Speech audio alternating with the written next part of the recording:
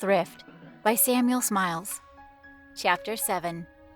Economy in Life Assurance. Do not for one repulse forego the purpose that you resolved to effect. Shakespeare.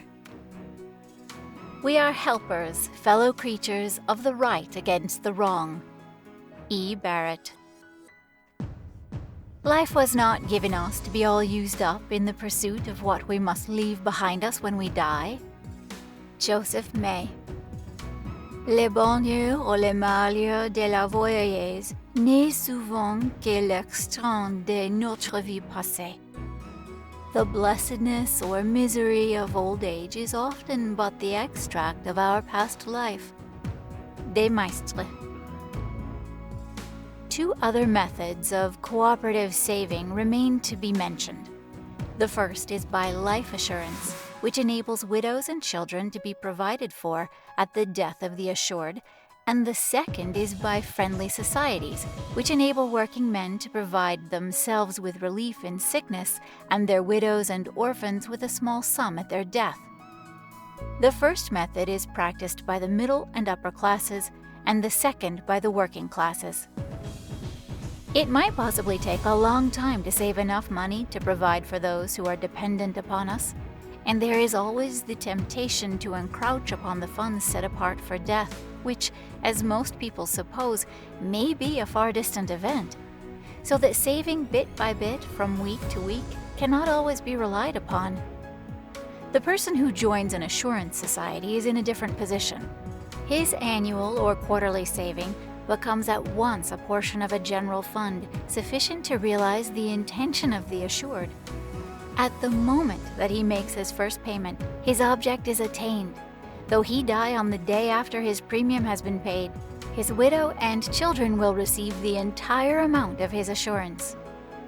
This system, while it secures a provision to his survivors, at the same time incites a man to the moral obligation of exercising foresight and prudence, since through its means these virtues may be practiced and their ultimate reward secured. Not the least of the advantages attending life assurance is the serenity of mind which attends the provident man when lying on a bed of sickness, or when he is in prospect of death. So unlike that painful anxiety for the future welfare of a family, which adds poignancy to bodily suffering and retards or defeats the power of medicine. The poet Burns, in writing to a friend a few days before his death, said that he was still the victim of affliction. Alas, Clark, I begin to fear the worst. Burns's poor widow and half a dozen of his dear little ones, helpless orphans. There, I am weak as a woman's tear. Enough of this, 'tis half my disease. Life assurance may be described as a joint stock plan for securing widows and children from want. It is an arrangement by means of which a large number of persons agree to lay by certain small sums, called premiums, yearly, to accumulate at interest, as in a savings bank, against the contingency of the assurer's death, when the amount of the sum subscribed for is forthwith handed over to his survivors. By this means, persons possessed of but little capital, though enjoying regular wages or salaries, however small, may at once form a fund for the benefit of their family at death. We often hear of men who have been diligent and useful members of society dying and leaving their wives and families in absolute poverty. They have lived in respectable style, paid high rents for their houses, dressed well, kept up good visiting acquaintance, were seen at most places of amusement, and brought up their children with certain ideas of social position and respectability. But death has stricken them down, and what is the situation of their families? Has the father provided for their future? From 20 to 25 pounds a year paid into an assurance society would have secured their widows and orphans against absolute want. Have they performed this duty? No, they have done nothing of the kind.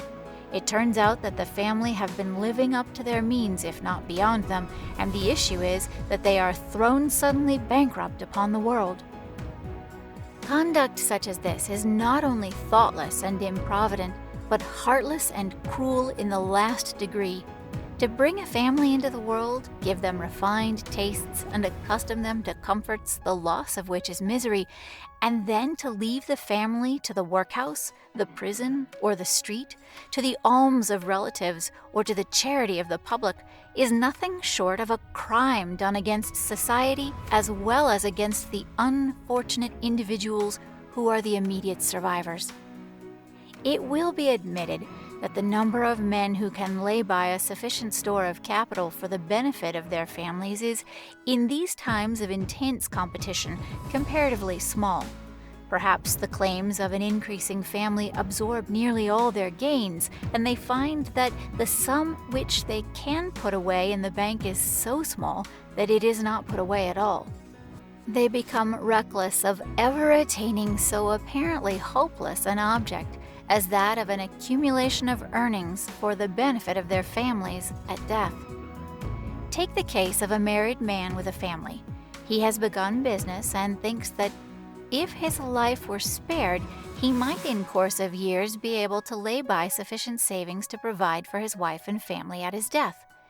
But life is most uncertain, and he knows that at any moment he may be taken away, leaving those he holds most dear comparatively destitute. At 30, he determines to join a Sound Life office. He insures for £500 payable to his survivors at his death, and pays from £12 to £13 yearly. From the moment on which he pays that amount, the £500 are secured for his family, although he died the very next day. Now, if he had deposited this £12 or £13 yearly in a bank, or employed it at interest, it would have taken about 20 years before his savings would have amounted to £500. But by the simple and beautiful expedient of life assurance, these 26 years of the best part of his life are, on this account at least, secured against anxiety and care. The anticipation of future evil no longer robs him of present enjoyment. By means of his annual fixed payment, which decreases according to the profits of the society, he is secure of leaving a fixed sum at his death for the benefit of his family. In this way, life assurance may be regarded in the light of a contract, by which the inequalities of life are to a certain extent averaged and compensated, so that those who die soon, or rather their families, become sharers in the good fortune of those who live beyond the average term of life. And even should the assured himself live beyond the period at which his savings would have accumulated to more than the sum insured, he will not be disposed to repine if he takes into account his exemption from corroding solicitude during so many years of his life. The reasons which induce a man to insure his house and stock of goods against the accident of fire ought to be still more imperative in inducing him to insure his life against the accident of disease and the contingency of sudden death. What is worldly prudence in the one case is something more in the other. It has superadded to it the duty of providing for the future maintenance of a possibly widowed wife and orphaned children, and no man can justly stand excused who neglects so great and binding an obligation. Is it an obligation on the part of a husband and father to provide daily bread for his wife and children during his life? Then it is equally an obligation on his part to provide means for their adequate support in event of his death.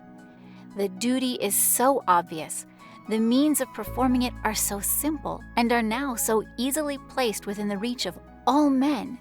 The arrangement is so eminently practical, rational, benevolent, and just. It is, moreover, so calculated to increase every wise and prudent man's sense of self-respect, and to encourage him in the performance of all proper social duties, that we cannot conceive of any possible objection that can be urged against it. And it is only to be regretted that the practice is not far more general and customary than it is amongst all classes of the community. Footnote: it may be mentioned that the total amount assured in existing British offices, mostly by the middle classes, is about 350 millions sterling. and that the annual premiums payable amount to not less than 11 million sterling, and yet no more than 1 person in 20 of the persons belonging to the classes to whom life assurance is especially applicable have yet availed themselves of its benefits. End footnote. The friendly or benefit societies of the working classes are also cooperative societies under another form. They cultivate the habit of prudent self-reliance amongst the people and are consequently worthy of every encouragement. It is certainly a striking fact that some 4 millions of working men should have organized themselves into voluntary assurance for the purpose of mutual support in times of sickness and disease. These societies are the outgrowth, in a great measure, to the English love of self-government and social independence. In illustration of which it may be stated that whereas in France only 1 person in 76 is found belonging to a benefit society, and in Belgium 1 in 64, the proportion in England is found to be 1 in 9. The English societies are said to have in hand funds amounting to more than 11 million sterling, and they distribute relief amongst their members, provided by voluntary contributions out of their weekly earnings, amounting to above 2 millions yearly. Although the working classes of France and Belgium do not belong to benefit societies to anything like the same extent, it must be stated in their justification that they are amongst the most thrifty and prudent people in the world. They invest their savings principally in land and in the public funds. The French and Belgians have a positive hunger for land. They save everything that they can for the purpose of acquiring more. And with respect to their investments in the public funds, it may be mentioned as a well-known fact that it was the French peasantry who, by investing their savings in the National Defense Loan, liberated French soil from the tread of their German conquerors. Footnote: at the present time, 1 individual out of every 8 in the population of France has a share in the national debt, the average amount held being 170 francs. The participants in the debt approach closely to the number of freeholders, or rather distinct freeholders, which amount to 5,550,000 according to the last return. France certainly furnishes a singular exception to those countries of Central and Western Europe where the rich are getting more rich and the poor ever more poor. In France, wealth becomes more and more distributed among the bulk of the population. End footnote. English benefit societies, notwithstanding their great uses and benefits, have numerous defects. There are faults in the details of their organization and management, whilst many of them are financially unsound. Like other institutions in their early stages, they have been tentative and, in a great measure, empirical, more especially as regard their rates of contribution and allowances for sick relief. The rates have in many cases been fixed too low in proportion to the benefits allowed, and hence the box is often declared to be closed after the money subscribed has been expended. The society then comes to an end, and the older members have to go without relief for the rest of their lives. But life assurance societies themselves have had to undergo the same discipline of failure, and the operation of winding up has not unfrequently thrown discredit upon these middle-class associations. To quote the words of the Registrar of Friendly Societies in a recent report, "Though the information thus far obtained is not very encouraging as to the general system of management, on the whole, perhaps the results of the investments of the poor are not worse than those which noblemen, members of parliament, merchants, professed financiers, and speculators have contrived to obtain in their management of railways, joint stock banks, and enterprises of all kinds." The workmen's societies originated for the most part in a common want felt by persons of small means, unable to accumulate any considerable store of savings to provide against destitution in the event of disablement by disease or accident. At the beginning of life, persons earning their bread by daily labor are able to save money with difficulty. Unavoidable expenses absorb their limited means and press heavily on their income. When unable to work, any little store they may have accumulated is soon spent, and if they have a family to maintain, there is then no choice before them but destitution, begging, or recourse to the poor rates. In their desire to avoid either of these alternatives, they have contrived to the expedient of the benefit society. By combining and putting a large number of small contributions together, they have found it practicable thus to provide a fund sufficiently large to meet their ordinary requirements during sickness. The means by which this is accomplished are very simple. Each member contributes to a common fund at the rate of from 4p to 6p a week, and out of this fund the stipulated allowance is paid. Most benefit societies have also a widows and orphans fund, raised in like manner, out of which a sum is paid to the survivors of members at their death. It will be obvious that such organizations, however faulty they may be in detail, cannot fail to exercise a beneficial influence upon society at large. The fact that one such association, the Manchester Unity of Oddfellows, numbers about 500,000 of members, possesses a funded capital amounting to £3,706,366, and distributes in sick relief and payments of sums at death above £300,000 a year, illustrates in a striking light their beneficial action upon the classes for whom and by whom they have been established. By their means, working men are enabled to secure the results of economy at a comparatively small cost. For mutual assurance is economy in its most economical form, and merely presents another illustration of that power of cooperation which is working out such extraordinary results in all departments of society, and is in fact but another name for civilization. Many persons object to friendly societies because they are conducted at public houses, because many of them are got up by the keepers of public houses in order to obtain custom from the members, and because in their fortnightly meetings to pay their subscriptions, they acquire the pernicious habit of drinking, and thus waste quite as much as they save. The friendly societies doubtless rely very much on the social element. The public house is everybody's house. The members can there meet together, talk together, and drink together.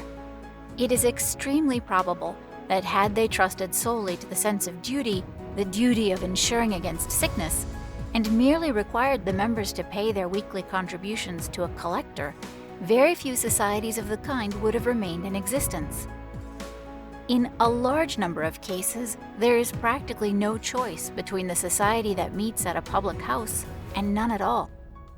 It so happens that the world cannot be conducted on superfine principles. To most men, and especially to the men we are speaking of, it is a rough, working world, conducted on common principles, such as will wear.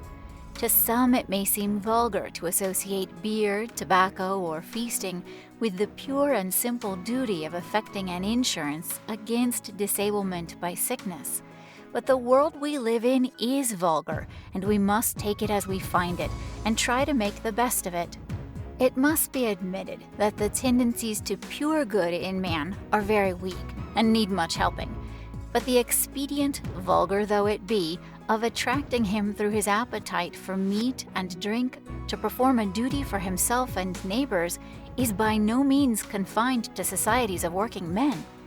There is scarcely a London charity or institution but has its annual dinner for the purpose of attracting subscribers. Are we to condemn the 18-penny annual dinner of the poor man, but excuse the guinea one of the rich? A vigorous effort was made by Mr. Ackroyd of Halifax in 1856 to establish a Provident Sick Society and Penny Savings Bank for the working men in the West Riding of Yorkshire. An organization was set on foot with these objectives, and though the Penny Bank proved a complete success, the Provident Society proved a complete failure.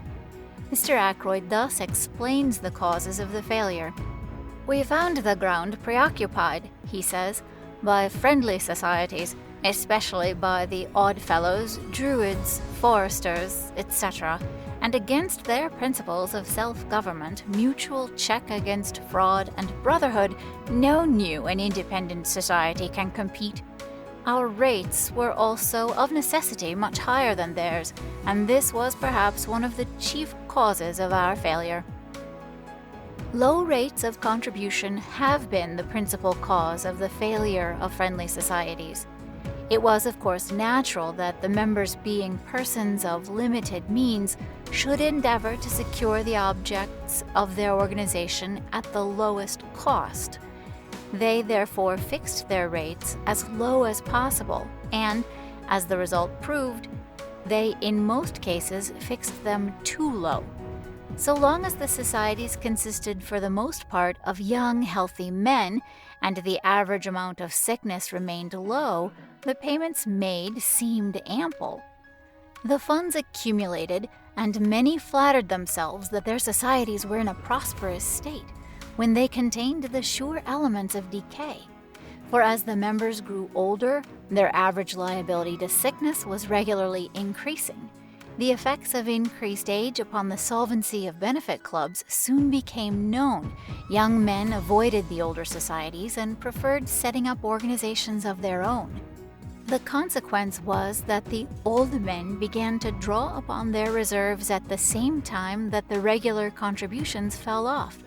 And when, as was frequently the case, a few constantly ailing members kept pressing upon the society, the funds were at length exhausted, the box was declared to be closed, and the society was broken up. The real injustice was done to the younger men who remained in the society. After paying their contributions for many years, they found, when sickness at length fell upon them, that the funds had been exhausted by expenditures for superannuation and other allowances which were not provided for by the rules of the society. Footnote: the Registrar of Friendly Societies, in his report for 1859, states that from 1793 to 1858, the number of societies enrolled and certified had been 28,550, of which 6,850 had ceased to exist. The causes of failure in most cases were reported to be inadequacy of the rates of contribution, the granting of pensions as well as sick pay, and no increase of young members. The dissolution of a society, however, is frequently effected with a view of remolding it and starting afresh under better regulations, and with rates of premium such as increased knowledge has shown to be necessary for the risks which they have to incur. End footnote.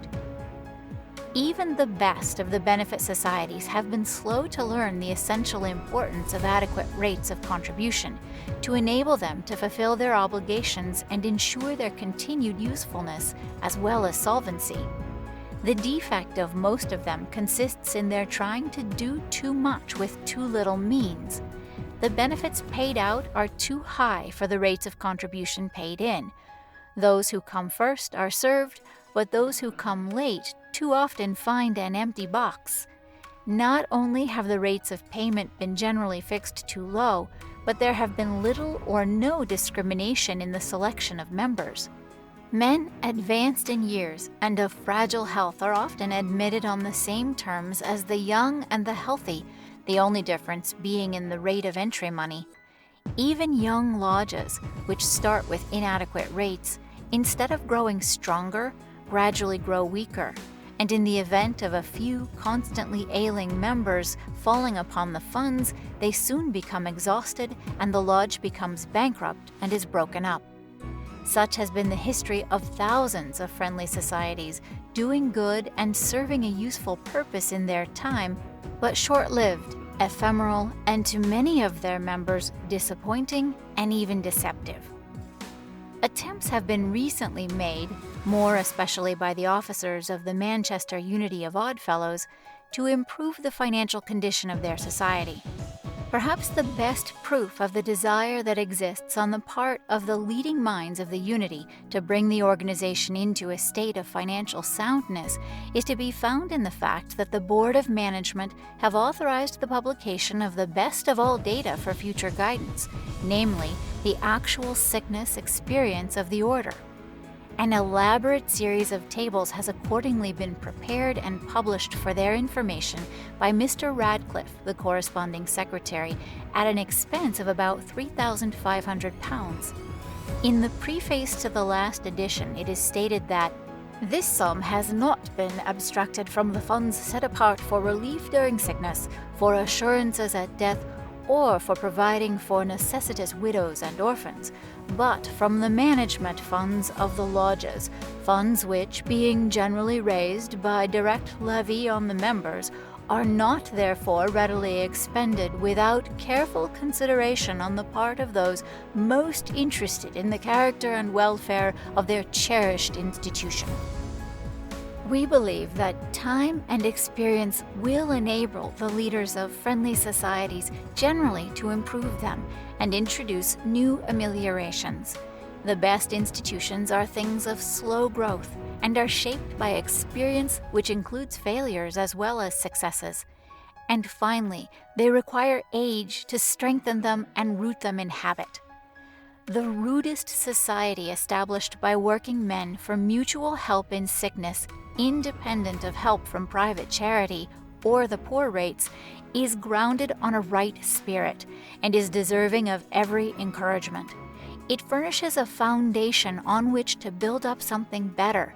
It teaches self-reliance and thus cultivates amongst the humblest classes habits of provident economy.